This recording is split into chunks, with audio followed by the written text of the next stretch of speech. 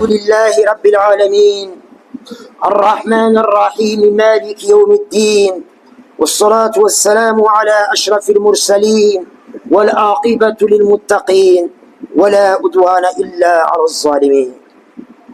أما بعد، عباد الله, les louanges, toutes les louanges sont à Allah, clément, miséricordieux, plein de majesté et de munificence. J'atteste qu'il n'y a de Dieu qu'Allah sans associé. Et j'atteste que notre bien-aimé Al-Habib al-Mustafa, notre loyal et d'une deux fois Sadiq al-Amin, Muhammad sallallahu alayhi wa sallam, et son serviteur et son messager, le meilleur des messagers, venu avec le meilleur des messages, pour la meilleure des communautés. Que la paix et les bénédictions d'Allah soient sur toi, Ya Rasulallah, sur ta famille, sur tes compagnons, paix et salut de tous les instants jusqu'au jour de la résurrection. Que la paix et les bénédictions d'Allah soient sur Noé, qu'elles soient sur Abraham, qu'elles soient sur Moïse, qu'elles soient sur Jésus. Qu'elles se répandent, Ya Allah, sur tous les prophètes et messagers qui se sont succédés à travers les âges, Ya Rabbal Alamin. Que la paix, la grâce, les bénédictions, la miséricorde, ainsi que l'assistance et la protection d'Allah soient sur nous, qu'elles soient sur cette assemblée, sur celles et ceux qui y sont, qu'elles soient sur nos familles respectives, qu'elles soient sur le Niger, ses dirigeants et son peuple, qu'elles se répandent sur toute la Ummah, au-delà sur l'univers tout entier, sur l'humanité tout entière. Et que ce jour saint de vendredi, cet instant solennel du sermon, la prière qui va suivre, Inch'Allah, dans quelques instants, cette dernière décade du mois béni de Ramadan que nous sommes en train de vivre en ce moment, le mois de Ramadan dans son entièreté, le jeûne qui l'accompagne, ainsi que toutes nos bonnes œuvres, témoignent pour nous, Ya Allah, le jour où les enfants, les richesses, les pouvoirs, les alliances et relations ne seront plus d'aucun secours, et que seuls seront sauvés devant leur Seigneur ceux qui l'auront rencontré avec un cœur saint. Que nous soyons de ceux-là, Ya Rabbal Alamin. Adorateurs du très miséricordieux, chers frères et sœurs en islam, rendez les louanges, toutes les louanges à Allah, qui vous a honoré par le mois béni de Ramadan, qui vous a permis d'en profiter de ses délices et d'en continuer d'en profiter de sa douceur et de ses bénédictions en ce jour saint de vendredi, en ce moment solennel du trône, jeûnant ses jours, priant ses nuits, occupant son temps par le zikr d'Allah le Très-Haut, soutenu par les bonnes œuvres diverses et diversifiées, espérant grâce à la fontaine de toutes les miséricordes, pardon de vos péchés, de nos péchés, de tous nos péchés, aussi grands, aussi nombreux, aussi complexes fussent-ils, assortis d'une autorisation par la grâce d'Allah d'accès au paradis. Rendez-vous porte d'Arrayyan. Le jeune adorateur d'Allah figure au nombre des actes de culte de la plus haute importance, dans son rôle purificateur des cœurs et des âmes, et dans sa fonction réformatrice des mœurs et des comportements. Le messager d'Allah sallallahu alayhi wa sallam a dit qu'il a été envoyé pour parfaire les nobles caractères. Quand il a été demandé qu'est-ce que la piété, at-taqwa, il a répondu simplement husnul khulq, c'est le bon comportement. Le jeûne, tel qu'il est conçu par l'islam, n'est pas une simple abstinence physique, mais grâce à ses principes moraux et spirituels, il prend un caractère éducatif, individuel et collectif de grande valeur sociale. Pauvre est celui qui vit le Ramadan et le quitte comme il était avant. Il est question de faire une introspection et se demander, se poser la question, comment étions-nous avant ce mois? Faire un bilan à mi-parcours. Comment étions-nous avant ce mois? Que comptions-nous devenir après ce mois? Que ressentons-nous en ce moment? Nos œuvres se sont-elles améliorées? Notre comportement s'est-il assagi? Nos cœurs, sièges sociaux de la foi et de l'intention, se sont-ils attendris? Notre amour pour le bien, notre répulsion pour le mal, se sont-elles renforcés? Si c'est le cas, qu'Allah soit loué et qu'il le soit en toutes circonstances. Retenez surtout qu'Allah vous fasse miséricorde, que le Ramadan consiste à mettre fin aux mauvaises habitudes et non à les mettre en pause ou en berne le temps d'un Ramadan pour les reprendre à la fin de ce mois dans un cycle, dans un système cyclique devenu depuis une seconde nature. Qu'Allah nous en garde. La religion d'Allah, ce n'est pas seulement le mois du Ramadan. La religion d'Allah, c'est 365 jours de l'an sur 365. Il Il est question aujourd'hui, chers frères et sœurs en islam, des avantages, des vertus et de la discipline du jeûne en islam. On en a parlé l'année passée et répété pédagogique. L'année passée, pendant le Ramadan, c'est un autre Ramadan que nous vivons en ce moment, qu'elle nous permet de tenir encore et encore d'autres Ramadan dans son amour et dans sa crainte, ya Rabbal Alamin.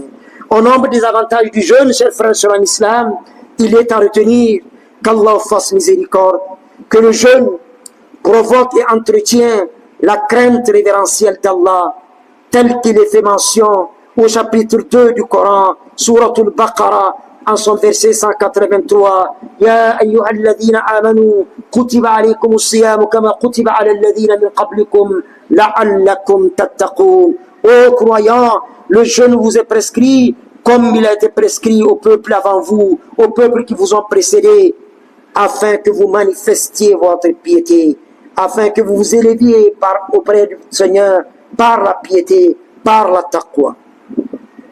Au nombre des avantages du jeûne, il est à retenir que le jeûne procure un bonheur incommensurable, tout en entraînant ceux qui l'observent scrupuleusement à la pratique de la patience, de la constance, de l'endurance, leur permettant ainsi d'avoir le dessus sur leur nafs, leur ego incitateur au mal.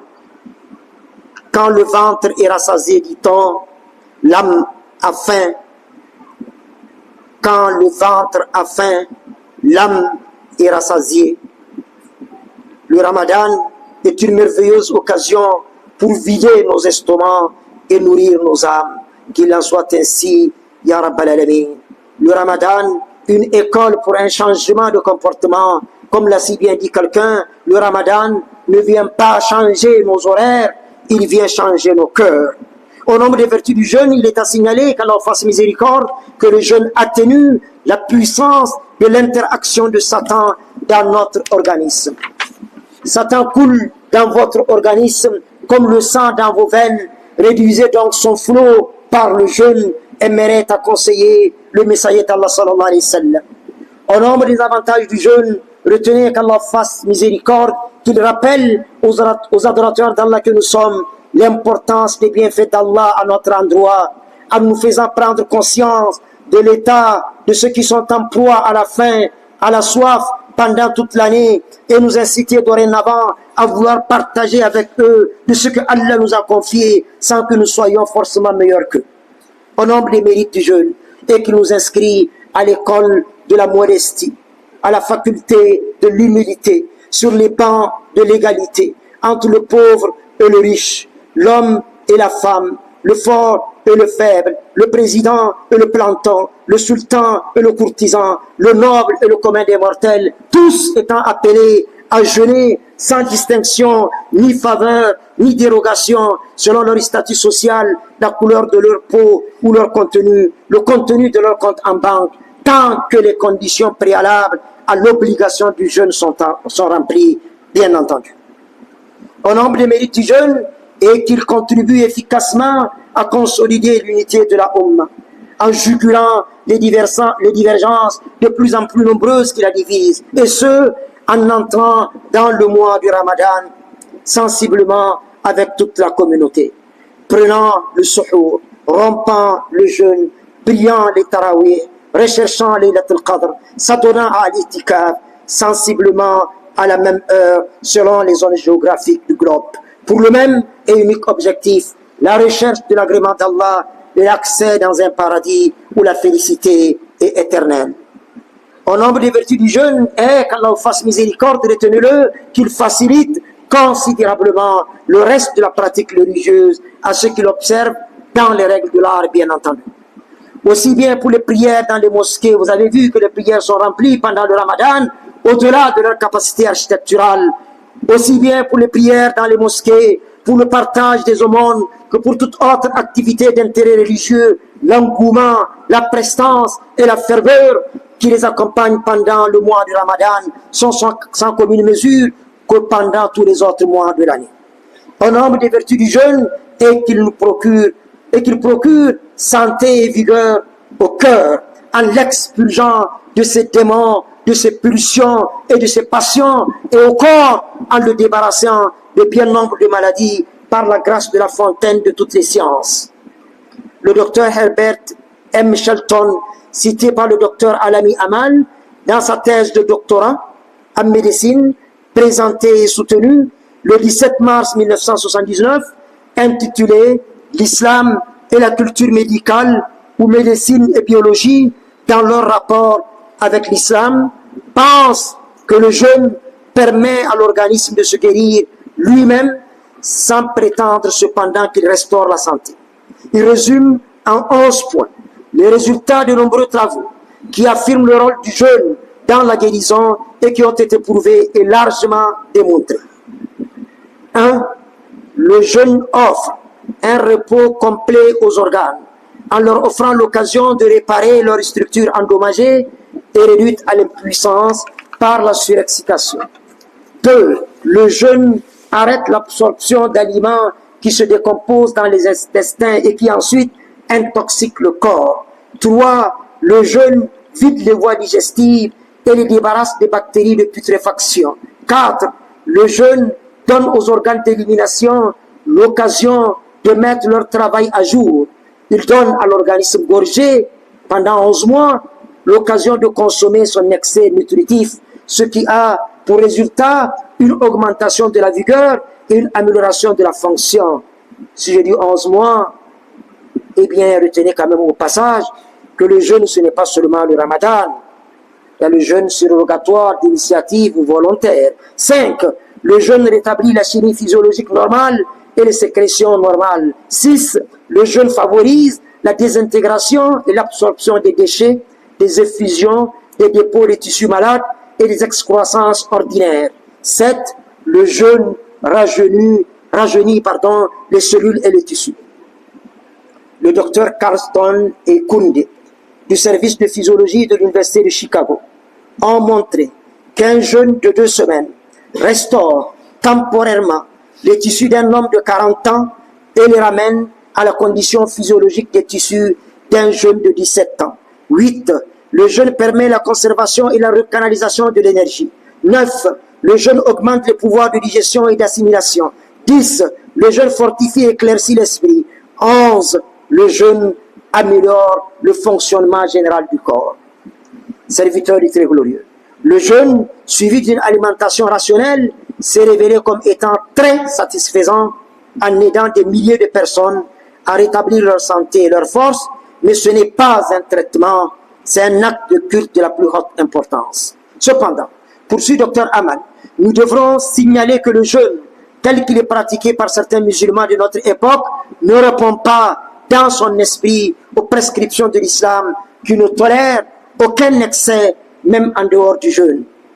La biologie et la médecine, chers frères en islam, prouvent aujourd'hui le bien fondé du jeûne de par ses nombreuses vertus dans l'amélioration de la santé et le contrôle des passions de toutes sortes, apportant ainsi à la tradition prophétique une confirmation scientifique.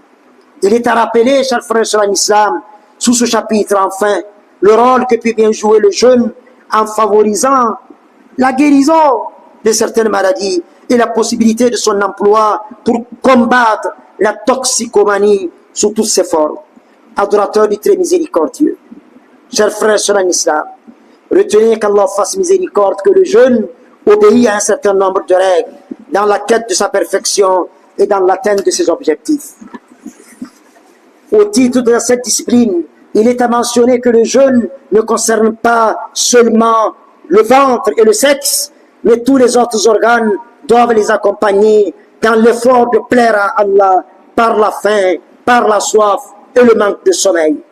C'est ainsi que les ulémas estiment que certaines dispositions doivent être prises pour nous hisser à un niveau appréciable de perfection dans le cadre de l'humainement possible, pour une meilleure qualité de notre jeûne. Au nombre des dispositions, il est à retenir les suivantes. 1. Baisser le regard et se soustraire ainsi à la considération de tout ce qui est blâmable et réprouvé et de tout ce qui dérange le cœur et le détourne du souvenir d'Allah. 2. Retenir la langue du bavardage, de la calomnie, de la médisance, de la dispute, de la tenue de propos indécents, etc., etc. 3. Ne pas écouter ce qui est réprouvé.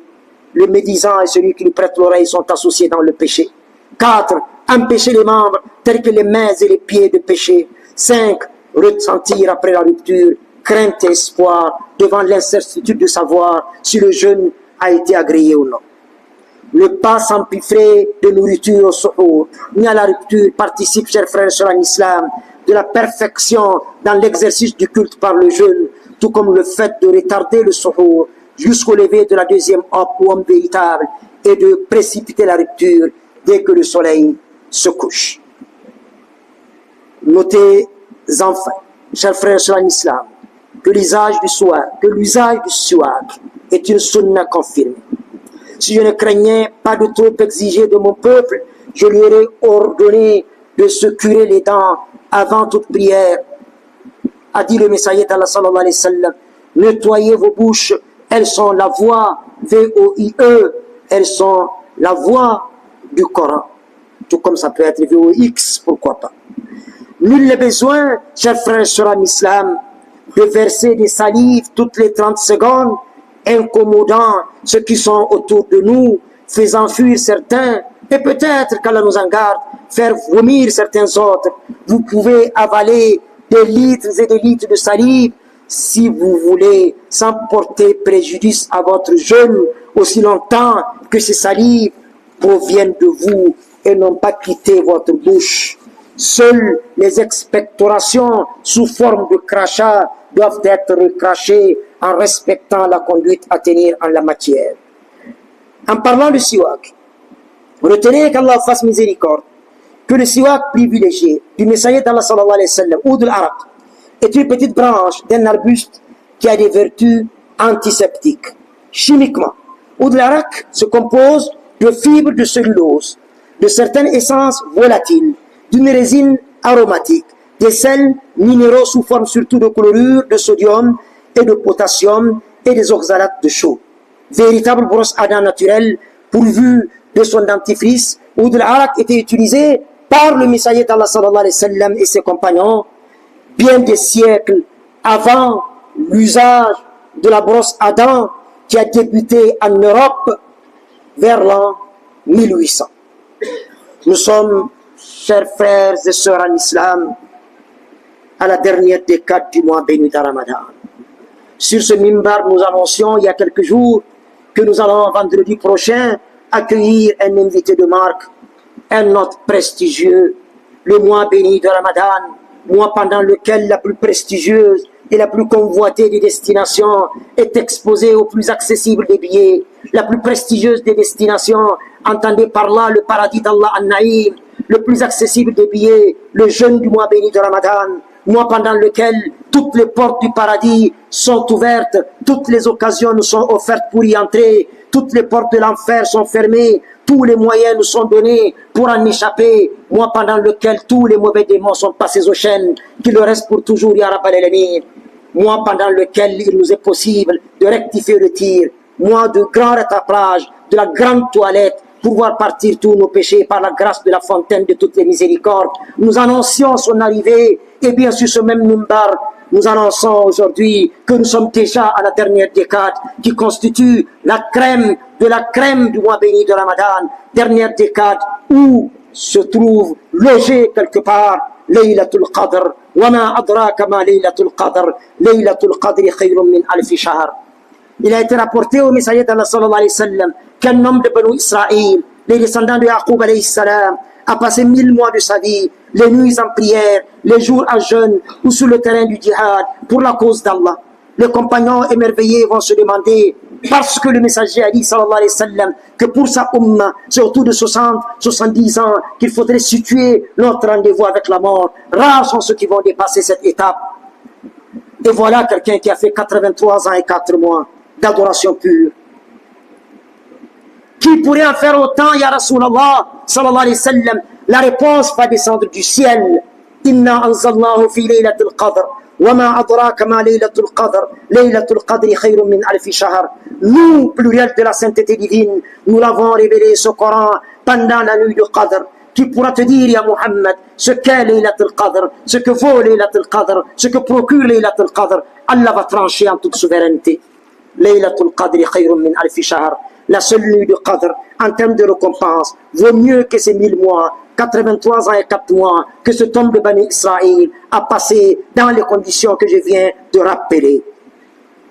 Parce que nous sommes les meilleurs et que nous ne vivons pas longtemps, Allah dans sa sagesse divine et dans sa divine justice nous permet de faire mieux en quelques heures d'une nuit, mieux que ce que d'autres ont fait en 83 ans et 4 mois, pendant le mois béni de Ramadan, dans sa dernière décade que nous vivons en ce moment. En termes clairs, un Subhanallah est prononcé cette nuit, un La ilaha illallah prononcé cette nuit, un Allahu Akbar prononcé cette nuit, un verset du Coran lu cette nuit, 2 raka'a exécutés cette nuit, 50 francs donnés en aumône cette nuit. Bref, toute bonne œuvre accomplie cette nuit nous est comptée et comptabilisée dans notre balance de bonnes œuvres comme étant accomplie pendant plus de 83 ans et 4 mois. La balle est dans notre camp.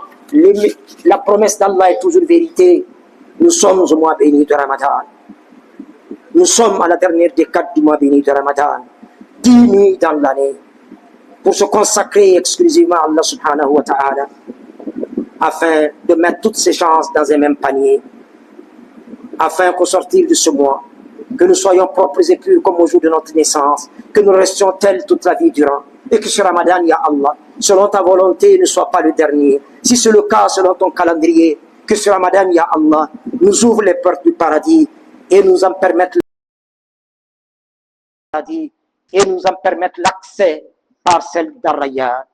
Qu'Allah fasse que de nos œuvres, les meilleures soient les dernières.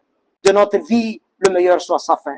De nos jours, le meilleur soit ce jour-là où nous aurons croisé le regard avec la face resplendissante de notre Seigneur, auréolé de majesté et de gloire. Nous avons une pensée pour nos frères et sœurs en Palestine, pour nos frères et sœurs dans les zones en guerre, qui, dans ces conditions, sont en train de jeûner en même temps que nous. Qu'Allah permette aux hommes de faire taire les armes partout à travers la terre. Pas par les armes, mais par le verbe, par la sagesse, par la bonne exhortation, autour d'une petite table de négociation, à partir d'un petit tampon, d'une petite plume et d'une petite signature. Ya Allah, tu es As-Salam, de toi vient la paix, à toi retourne la paix, tu es la paix par essence et par excellence. Permets-nous de gagner toutes les guerres par la paix, afin que règne ici et partout la paix, la cohésion sociale, la fraternité islamique, la parenté spirituelle, dans un monde qu'on espère, ya Allah, uni, prospère et solidaire, que demain pour nous et pour tous soit meilleur. C'est des surprises selon ta volonté, ya Allah, qu'elle nous soit et qu'elle nous reste encore et toujours agréable. Priez pour le bien-aimé, Muhammad sallallahu alayhi wa sallam, prière sans laquelle aucune invocation ne montera au ciel. Allahumma salli ala Muhammad wa ala ali Muhammad, kama sallayta ala Ibrahim wa ala ali Ibrahim. Allahumma barik ala Muhammad wa ala ali Muhammad, kama barakta ala Ibrahim wa ala ali Ibrahim. في العالمين إنك حميد مجيد. اللهم اقض حوائجنا كلها واغفر ذنوبنا كلها، ما قدمنا وما أخرنا وما أسررنا وما أعلنا وما أنت أعلم به منا. أنت المقدم وأنت المؤخر وأنت على كل شيء قدير. اللهم بلغنا ليلة القدر وارزقنا قيام ليلة القدر. اللهم اجعلنا من أتقاء شهر رمضان. اللهم اجعلنا من أتقاء شهر رمضان. اللهم اجعلنا من أتقاء شهر رمضان بجودك وكرمك ورحمتك ولطفك يا من لك الدنيا والآخرة إليك المآب يا ذا الجلال والإكرام يا ذا الجلال والإكرام يا ذا الجلال والإكرام. اللهم أعز الإسلام والمسلمين وأذل الشرك والمشركين، دمر أعداء الدين، واجعل يا ربنا اللهم هذا البلد آمنا مطمئنا رخاء وسائر بلاد المسلمين وسائر بلدان العالم يا رب العالمين. وصلي وسلم وبارك اللهم على محمد وآله الطاهرين، وارض اللهم عن الخلفاء الراشدين من بقية صحابة نبيك أجمعين، وعن التابعين وتابع التابعين وتابعين لهم بإحسان إلى يوم الدين، وعنا معهم أجمعين بمنك وكرمك يا رحمن يا رحيم. قوموا إلى صلاتكم